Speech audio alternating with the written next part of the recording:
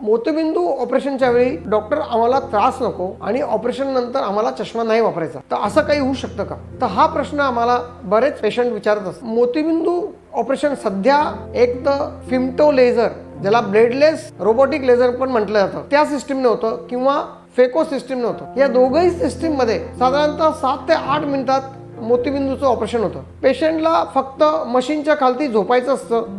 एक strong light त्यांना दिसत असतो. त्यांना कोणत्या प्रकारचं दुखणं नसतं, दुखत नाही, डोळा दुखत नाही. त्याचबरोबर एक 5 ते 7 मिनिटामध्ये मोतीबिंदूचं पाणी होऊन जातं आणि पाणी झाल्यानंतर ते एका छोट्याशा सूक्ष्म नळीद्वारे ते खेचलं जातं आणि त्या सूक्ष्म नळीद्वारे लेन्स आत इंजेक्ट केला जातो. त्यामुळे डोळा कुठे असा खास उघडावा लागत नाही आणि तुम्ही 24 तासात डोक्यावरनं आंघोळ करू शकता. ईशा नेत्रालयामध्ये 25 वर्षापासून जवळजवळ 1.5 लाख ऑपरेशन झाले.